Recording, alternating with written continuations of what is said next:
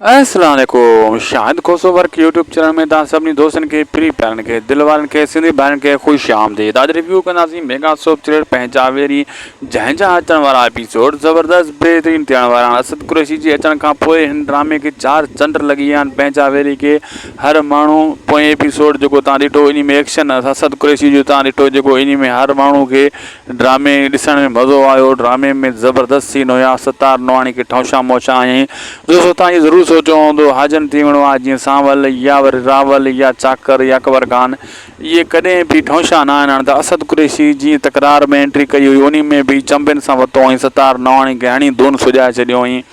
यानी हाणे हिन में ड्रामे में बि ईअं ई कई, हणी जो सतार नवाणी जो मुंहुं सुॼाए छॾी, ठौशा हणी हणी। ऐं अहिड़े हिसाब सां दोस्तों उन जो कारण हीअ आहे त असद कुरैशी शुरू वारी फिल्मुनि में बि ठौशा हणंदो, छो त इंडिया जो जेको फिल्म आहे बॉलीवुड जो ॾिसो न उन में ठौशनि जो किरदारु घणो आहे। त अॻे असद कुरैशी बि उन्हनि जी कॉपी कंदो हुयो। काफ़ी फिल्मनि पुराणनि में ठौशनि सां विढ़ंदो हुयो ऐं हाणे बि उहो पंहिंजो एक्शन उहो रखियो पियो अचे। उन एक्शन जे हिसाब सां हथियार सां घटि विढ़े थो असद कुरैशी, ठौशा हणे थो। इहो बि सुठो आहे दोस्तों। हथियार वारो हाणे कल्चर पुराणो थी वियो आहे, जेको अक्सर असद कुरैशी ठौशा हणी धुन सुॼाए थो न, इहो सही आहे। बाक़ी हू ॿिया त रुॻो हवाल करनि था अदाकार, सांवल थी वियो, रावल थी वियो या ॿिया, इहे कॾहिं बि कंहिंखे चंबो बि नथा हणी सघनि। बहरहाल हीअ असद कुरैशी जी जेका धमाकेदार एंट्री थी, ज़बरदस्त एंट्री थी, मूंखे लॻे थो अॻिते बि ईअं ई सीन ॾिसण वटां तव्हांखे मिलंदा।